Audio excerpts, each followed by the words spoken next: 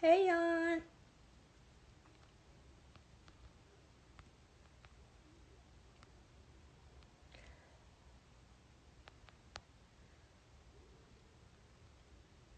Dang it. Time to type this. I feel like um, Teddy Riley and Swiss.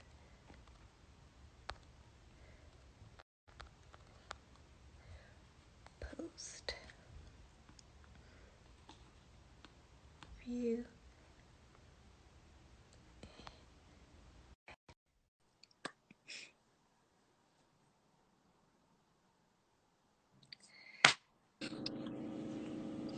Yay! Head wrap sisters. I know, and when I saw you come on, I was like, I was 2 seconds away from wearing my black and white one, and something was just like, I got this new one, and I was like, let me just try this one on. So it's so funny, we would have been matching. Yay. How are you today? I am good. It's been such a busy time, but you know, you making. I'm Yeah. trying to get this phone set up right. Okay. Yes. How are you doing? Um, okay. Sorry, I had to Oh, pin you're my coming. conversation. um, I'm all right. I have probably left my house maybe 4 times in like the past 6 weeks. So, Yeah, I went out today, so I try to group everything together, like including I took out the trash. I picked up mhm. a prescription. I picked up my Walmart grocery order. I picked up a Target order, and then came back in. And I'm like, I'm not trying to leave again until maybe a week or so later, if I have to leave then. Not trying to go Okay. outside. Yeah, it's definitely a interesting time. Do you normally go out? Like, what's your normal like schedule day to day? Usually I'm just going to work for the most part. So Mhm. I'm working 8 to 4:30 every day, and then occasionally I go out to dinner, happy hour, little events in New Orleans, like here and there. But I'm fine being at home too. I'm almost Right. at. I'm always that like, ooh, did I say I was gonna go to that type? I was like, I could really just stay in the house. So I'm good. I'm good, good. So All right. Well, let's get started. Thank you so much for agreeing to share your story with me and my platform and coming on here this afternoon. People don't have much to do, so we'll give them something to watch. right, exactly. um, So for everyone that's tuning in or is about to tune in, this is Whitney, and she's agreed to share her journey with us. She's all the way in New Orleans, not really all the way. I think it's probably like an hour and a half flight from me. I think the Yeah, one it's not time I too went. far.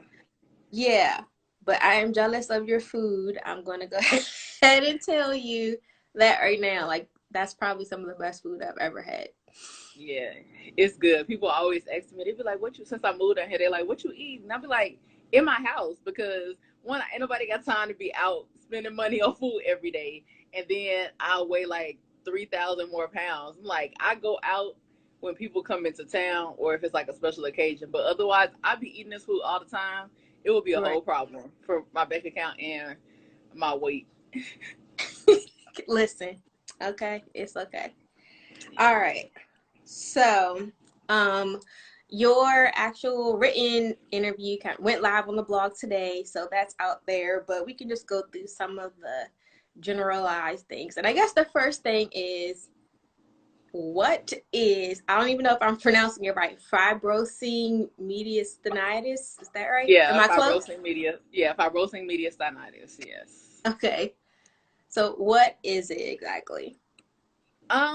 So it is kind of hard to explain. It's like one of those things where you tell people it's like don't even try to Google it because you're not Yeah. about to find anything. That's what Um, I was Googling and I was like, this doesn't say anything, so maybe she can like yeah, like at all. So essentially, it is very, very rare. Just like hundreds of people have it. Yeah. So all of the treatments and stuff is like it's very anecdotal of how they try Hmm. things. But essentially, what it is kind of an overreaction of the immune system. So it Okay. can either happen spontaneously, or a lot of people who live in the Ohio River Valley or the Mississippi River Valley, which I'm from Arkansas, and New Orleans is also on the Mississippi River. Mm-hmm. A lot of people in that area tend to get it because there apparently was some bacteria in the mud water that causes an infection like a cold. And after that, after your body fights off that cold, which as a child, most people got it, is when it started in their bodies. And you think you have a cold or whatever, and then it goes away, but your body Okay. continues to fight it. So your body does not know this thing is gone. So essentially what it does, it starts to build like masses in your body. So Mm. it starts creating these masses, usually in the median sinus area. So Okay. and they begin to calcify depending on your body, how quickly it happens. And basically with mine, why I have the oxygen is that the one that built in mine, it kind of laid on some blood vessels coming from my lung and a little bit of my airway. So while I was wheezing and thought I might have had asthma, it was just being blocked partially by a mass. Okay. And so do they like count, I guess, like the number of masses that you have, or is it like too many to count, or is it only a It's certain? actually currently it's just one. And it's Mm-hmm. not that big. It's just the fact that where it decides to take up is that I don't get any flow from those vessels of oxygenated blood. So Mm-hmm. it just kind of backs up and has to go the other route, if it can, which is what causes my oxygen levels to be less saturated. And then I'll have a little high blood pressure in my lungs because the pressure builds up because the blood has nowhere to go. Okay. Wow, that's a test. And so they can't like I know calcium no normally it's hard, so they aren't able to I guess surgically remove it like a piece of glass or anything. They can't because Yeah, it's in the vessel and you'll bleed out. yeah, so mine just is just starting to really calcify, but Okay. because of where it is, it'll probably do more damage than it helps. But they're looking at more, so seeing if they can go in there and ever open up the blood vessels, and the Mm-hmm. arteries and all that kind of stuff. But at this time, they're not really seeing how. But your body changes, so anything could shift or move possibly, so that can happen. But as of now, I've had several kind of through my neck. They've done insertions to look into my heart to view it all. I've had catheters in my neck, everything, and so yes, all kind of stuff. I had IVs in my necks, like just everything, because usually who they've had look at it is actually pediatric cardiologists because they Mm-hmm. deal with smaller areas, Small. Yep. and because this is such a small area, that's who they've had kind of look at it more, and they've been like it's a little tight in there. So yeah, and being Okay. younger also helps because a lot of times when people get diagnosed with this, they're usually older, 40s, 50s on up. So Mm-hmm. it has a more dramatic effect on them. I'm probably one of the younger people that they've seen diagnosed with it. Wow. And so we can talk about your diagnosis story. So you said you were diagnosed like 28. So what was going on? Like, what happened that made you like, okay, I really need to go to the doctor? So I've been like overweight my whole life. So I had gotten to the point where I was working out. I was losing a lot of weight. So I was probably smaller than I had ever been like in my adult life. And working out, I had moved to an apartment that was like on the second floor. But it was like um, on a hill. So I had to walk down a long flight of stairs down the hill and then back up to my apartment, which was Mm-hmm. fine. But then suddenly I started noticing that I was getting very winded when I was doing that. And I was like, something about this just isn't right because I'm working out, I'm losing weight. So, like, what's really going on? So, I kind of started to take note of that. And Mm-hmm. then the symptom that really caught my attention was I started to cough blood. Mm. So, yeah. And so at first I was like, it sounds so scary, but I was just like, it's fine. Because I'm thinking I'm just coughing hard enough to like pop a vessel and then, something happens and it stops. And I'm not thinking that much of it. But like once it started to happen, like more repeatedly and I'm kind of feeling a certain way before I know it's going to happen, I go to like urgent care. They kind of think the same thing a couple times. Then I go back one time and this nurse is like, your x-rays and everything are coming back fine. Like, it looks like you're okay, but I think you should go see a pulmonologist. So I go to a pulmonologist and all my tests and stuff come back normal, because nothing's wrong with my lungs. They function perfectly fine. So any of the lung output tests I do are fine. So his thought was just like, you're fine, it's just your weight. And so I really I'm glad I had myself together in that appointment, because I looked at him and I said, so the fact that I just lost 75 pounds and I wasn't having these issues before, how does that work? And he was like, oh, really? And I'm like, yeah.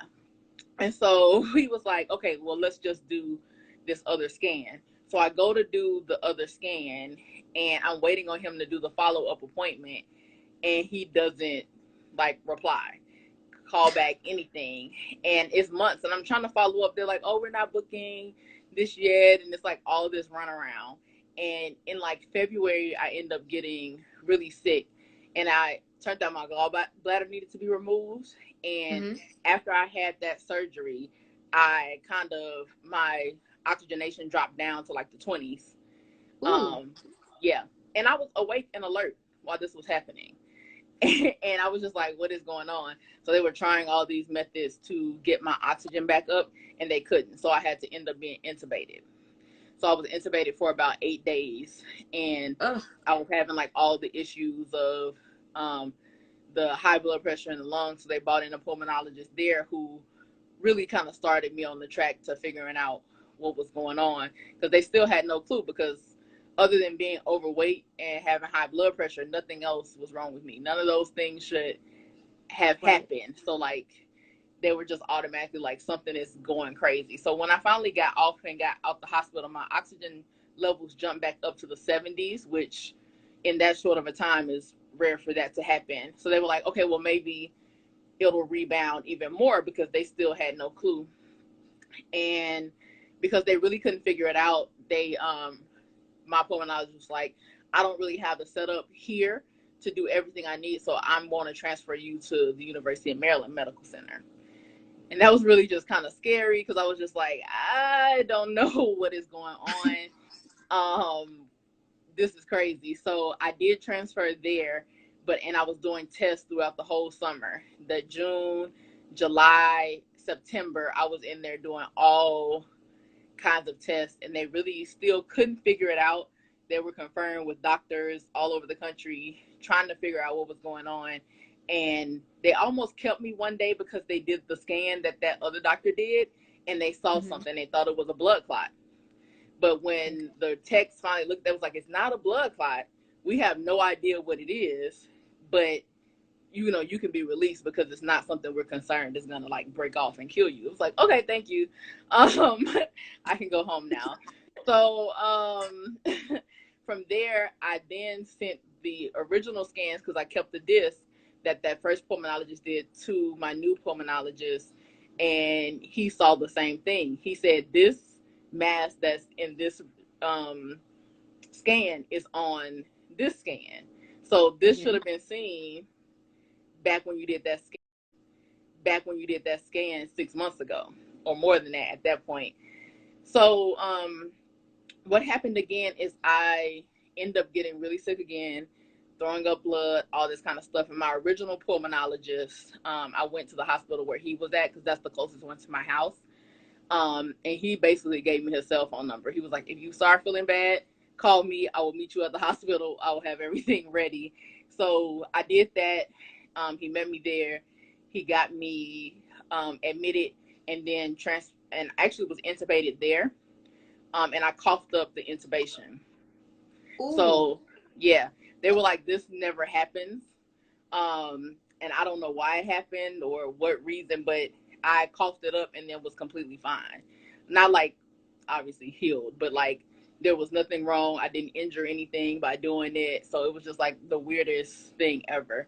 But I was able to transfer to University of Maryland awake. And just so happened that new pulmonologist I had started to work with, he said, Once they got the notification that I'd been coughing up the blood, he just happened to be like on a conference call with a buddy of his from St. Louis.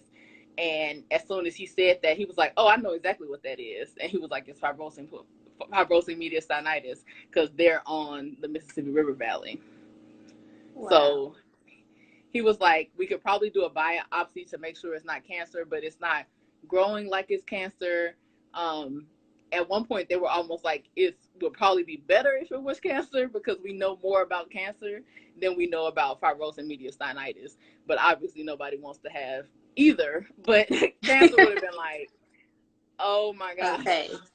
But yeah, they were like, "We know you don't want it to be that." But it turns out that's what it was. Wow. So that was about 5-6 months?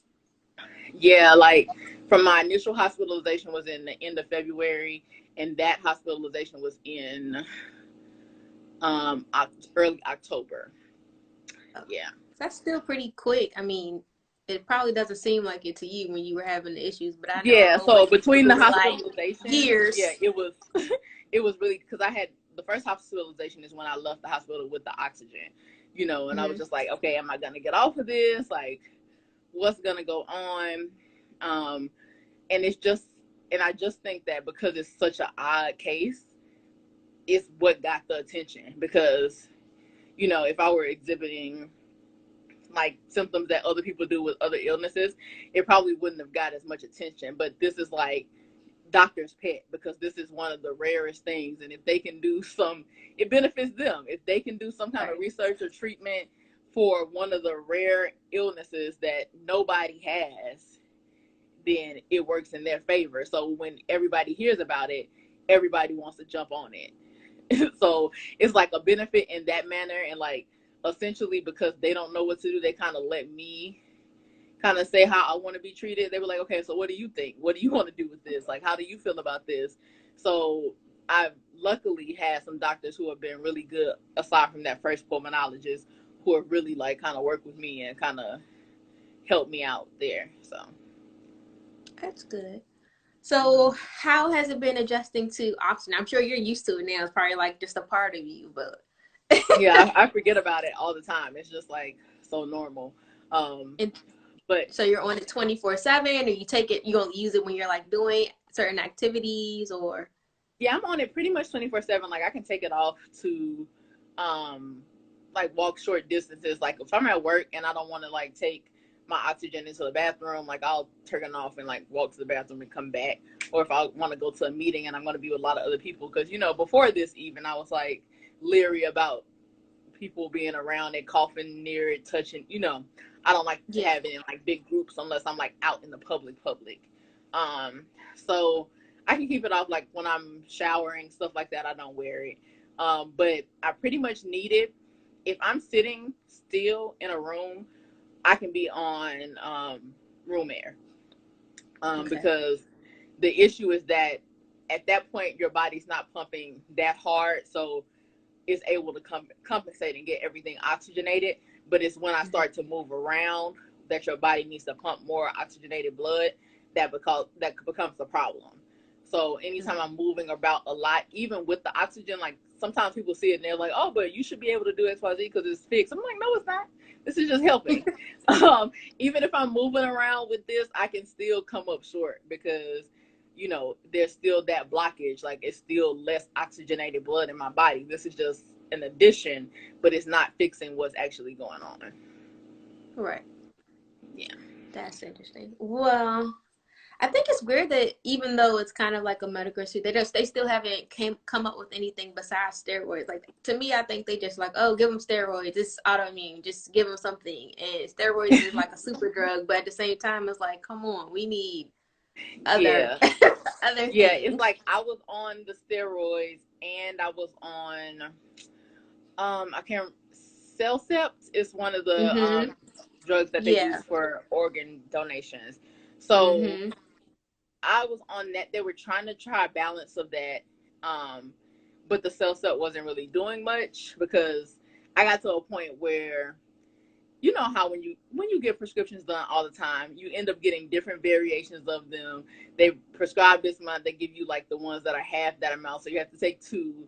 it went from like the pill to the capsule, but the capsule of that medication is known to like get stuck in your throat. So I had a couple times where it got stuck, and I ended up having to throw up, of course. But I was like, I'm not about to take this anymore. So it got to the point where I just wasn't taking it. And my pulmonologist was like, are you still not taking it? And I was like, no. I was like, I guess I can start. He was like, actually, you're fine. Nothing has changed. So just stop taking it. It's fine. Like, he's like, it's cool. He was like, because obviously it wasn't helping because you haven't gotten worse. If anything, you may have gotten better. So it's like a fail. So How I was long like, were yeah, you on okay. it? How long were you taking it? I probably was taking it for maybe for a good year or some before that kind of happened. I was just say, because my specialist, he put me on Cellcept, so I was taking 4 of those jumbo horse pills a day, and but he told me, he was like, oh, it's going to be at least 3 months before it's actually in your system before we can even gauge to see like, hey, is it really working for you? Is it not, or whatever? But yeah, it was a good little while before that happened, but I had to get used to like really taking medications and stuff too. And with that, I had to like get better with my like blood pressure medications. To be completely honest, I didn't even get good with I was always taking my blood pressure medication, but the water pill that like went along with it, I was not good at taking until like 3 years ago.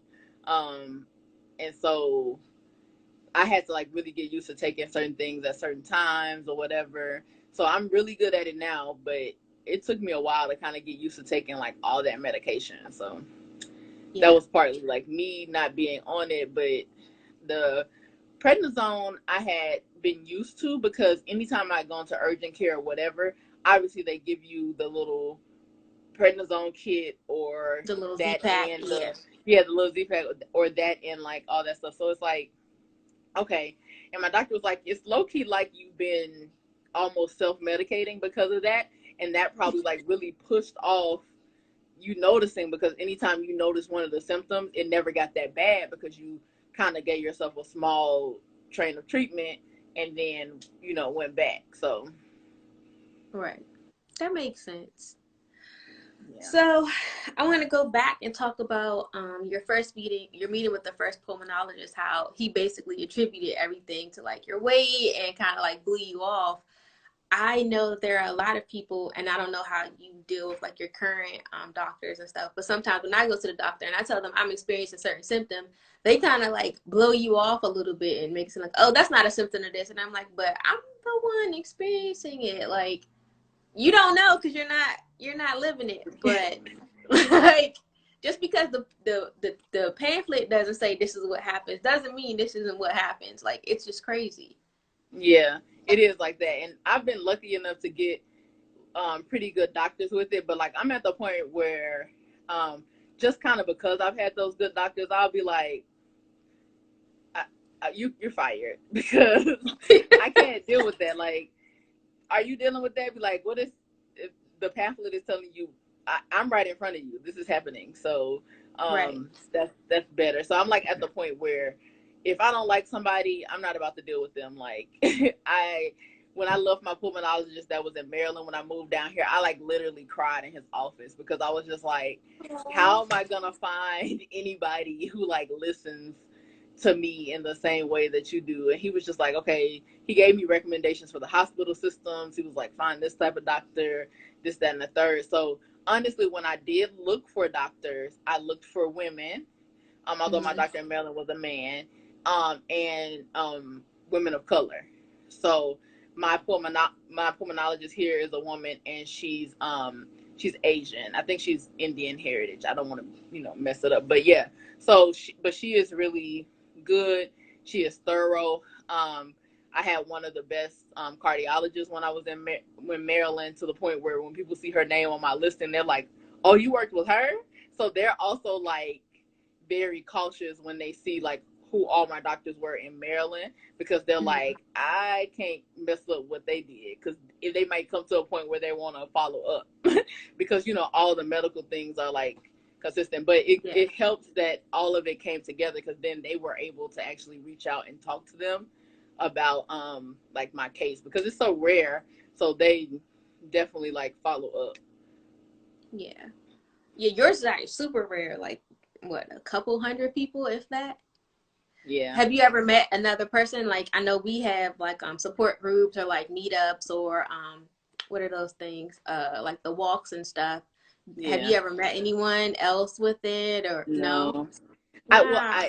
I haven't met anybody, but my doctor here says she has another patient who that is their diagnosis, Mm-hmm. but she isn't sure. She isn't Okay.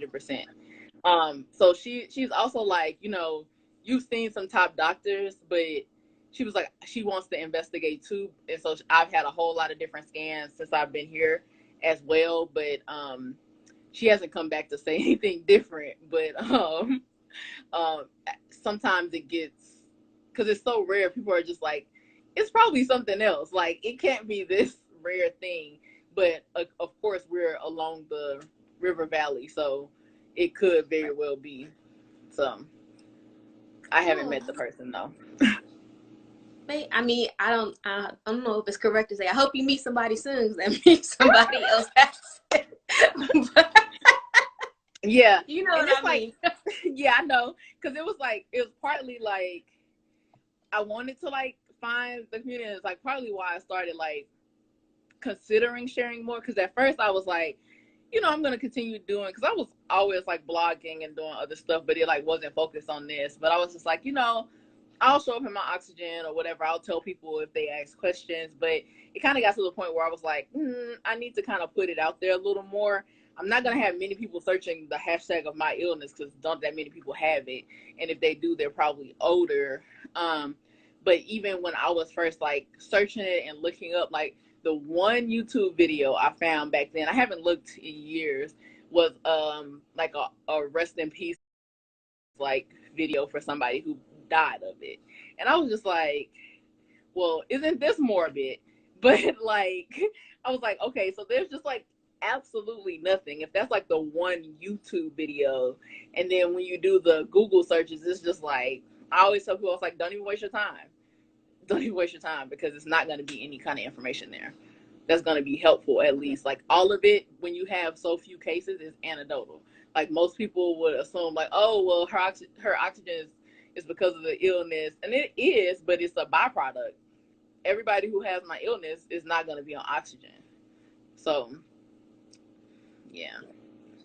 Well, I think it's good that you did take that stand. It's kind of similar to what I did when I started blogging. I was like, I don't know Mm-hmm. anybody, because everyone was older when I was going to like the local support groups. I was like, I need to find like younger people, and I also want to find some Black people or people of color, Same. because it's just a different experience. Everybody talks about cancer. Everybody talks about lupus. Everybody talks about like the major 3 or 4, Mm-hmm. but there's like this whole rare disease community that's like, you know uh for I don't want to say forgotten, but just unknown.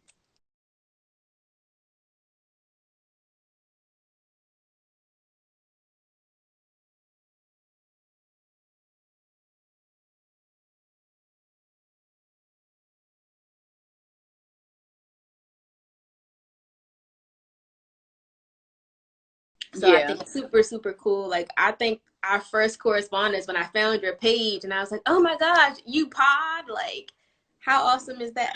Yeah. Because I was like, I wanted to start a pod, and then you like felt, I mean, I get it, you had stuff going on, so I know it's difficult for me to like maintain Yeah. blogging different things when you have an illness, and I know it can be, I Yeah. don't even know what goes into potting, but I'm sure it's Yeah. I equally have episodes coming back. exhausting. Like, yeah, it's like I do a whole lot. Like I always get focused on other stuff. But like my podcast is coming back. It cut off in like March, or no, like February. It's February or March. But I was like getting back consistent. And my audio completely quit. So Mm. I had to like I had recorded a whole podcast and it skipped the whole time. I bought a whole new mic and it skipped the whole time. So I was like, Ooh, sometimes when all that craziness is happening, I'm just like, okay, step maybe back. I need to step back and pause and like reevaluate. So what I actually did is I switched the content to Instagram. So I Mm-hmm. was doing a lot more of the content on IGTV, where a lot more people will come in contact with it. So I'm contemplating. I'm probably still going to do both because I do like the podcasting, the voiceless, I'm not voiceless, but the pictureless part of it. I can just hop up and record something real quick, get it out there, and don't have to look anywhere near decent. But I do like the IGTV too, so I'll probably keep some kind of combination of both. But it is tiring. Like, I work full time, my job is demanding. Even at home, like, since this quarantine has been happening, I've been working harder every day, it feels like, than I did before. It's just been kind of crazy and busy. But then I'm also trying to like keep my workout going on. I always find something, girl. Yeah, so I'm on Peloton, riding the bike all the time. And then, I want one so bad. Is it worth that money? It is absolutely worth it. When I didn't know they had like the payment plan, the 0% finance, and I was like, I can't afford that bike. But I had been going to Pilates before, and Pilates was like the first time I really got back to working out. Because obviously I was working out before I got sick. And then like one of my first questions was like, can I work out? And they were like, if that counts as walking from this chair to that chair, because otherwise, no. And I was just like so discouraged. I was like, well, I'm just going to eat ice cream and brownies and be on this prednisone and gain all this prednisone weight and everything. And so I was just like, I got to figure something out. Like, I feel like, okay, so let me try something. So I tried Pilates, and it was great. And I lost a good amount of weight with that. But I just got to the point where I was tired of trying to fit that into my schedule. Like the classes are only at a certain time. I only felt comfortable doing up to a certain level. Then my favorite instructor left, and it was like, okay, not as many classes are fitting my schedule. And I was paying like $160 for 8 classes a month. And I was like, that's really expensive, right? Yeah. For 8 classes. And so with the Peloton, the monthly cost for the membership is like $39 a month. And then the bike with the 0% financing, because I got the package with the bike, the shoes, and the weights came with it. So it's like 52 or something like 50. No, that was 62. Like 62. Because I think my total was like 101 a month or something like that. So I'm paying less, and I can work out way more than 8 times. So it's absolutely worth it to me because you have access to not only the rides, you get strength, yoga, meditation, outdoor walking. It's like, it's all in one. So I'm very, very happy with that purchase. Especially now, it's like, can't nobody go outside, but I can still work out. That's awesome. Yeah, that's been good. What else did I want to? Okay, your newest venture / project. I don't know what you call everything that you do. I know I call them different things. The Sisters with Chronic Illness Facebook group. So, like, what kind of inspired you, I guess, like, start it, and like, what's your vision for it, and all that good stuff?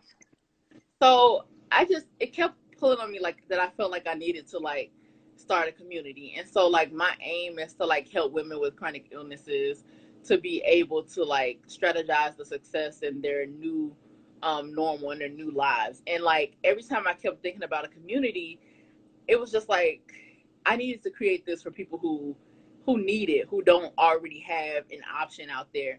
And it's clearly for Black women, because it's like if you search chronic illness groups, they're full of people, but they're not full of us. And then there's no space for us. Like now, and I'm in Peloton has like their own group or whatever for the members, but I'm in a Black Girl Magic Peloton group, and that's like where like we all come to meet and do stuff together and talk about things and rescue people who are getting hammered in the other group. And I was like, that's the kind of vibe I need. Like we need to have our safe space where we can talk about things that happen to us that other people are gonna not understand, because we come at life from a different angle. So we're coming at these illnesses from different angles. So just to kind of have a safe space for us to discuss things, a safe space for us to just have, and even if it's just like I need somebody to talk to, or I'm up in the middle of the night, to just have that space to come to and share and just have like a sisterhood. I love it. I love it so much. I had a similar thought process too, but you did it already, so I'm glad you laid that work. Yes. I'm glad you joined. Yes. I'm looking forward to seeing what happens in the group. I think that's all that I really have. Is there anything that you want to, I guess, leave everyone with? Words of wisdom, general things, and then I'll open back to the comments for people to give their comments if they have some for you. So my general like word of advice for people is just like to kind of accept change. Like during this time that we're going through a lot of differences, there's nothing we really can do about what's going on in the world. There's nothing we can do about the fact that we've been diagnosed with these illnesses. All we can do is look to what's moving forward. And sometimes that's going to take you having to look at the life that you thought you wanted, the life that you plan to have, and kind of go ahead and mourn that, but know that that mourning doesn't mean that you won't be able to get those things, that you just kind of have to set out a plan to adjust, and so that you are able to meet your goals, or you're able to adjust your goals to the life that you actually are going to have. So I say that it's not the end of the world when we get these diagnoses, that we just have to adjust and pivot into the next lane that we're going into. And it's hard to do, but it's absolutely worthwhile. We're still here after our diagnosis is for a reason. So there's a reason for us to keep pushing forward and living the best life that we absolutely can. Yes, that's very true. All right. Did you guys have any questions or comments for Whitney, or want to say anything to her?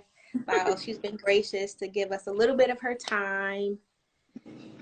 Yeah, thank y'all for the heart. Did you have anything you wanted to, ask me? Yeah, just thank you for doing this. This is awesome. Oh, no problem. Like, I was so excited when you sent that. I know it took me forever to get back, but life, girl, oof, listen, with work and everything else gets crazy. I was like, let me get this back. Yeah.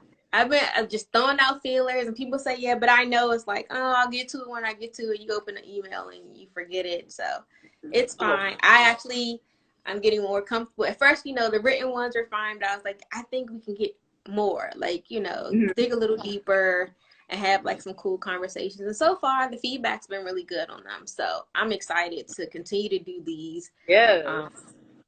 On, again, a monthly basis. I don't want to be out here weekly because, again, I got to do stuff. So, all right. Well, I don't think we have. Somebody asked, the Facebook is Sisters, SISTAS, with chronic illnesses. Let me Sisters type with that. chronic illnesses. With chronic. I don't think you can tag, put a link in here, can you? I don't think so.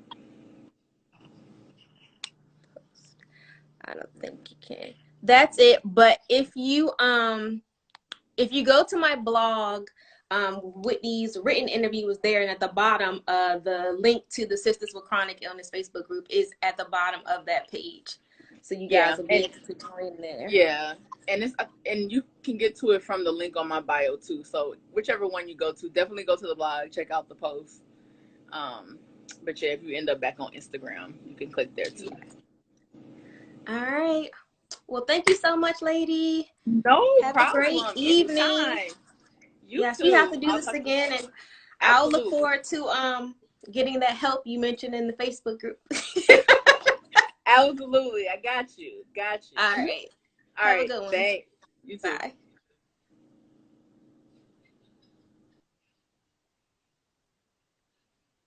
Was there?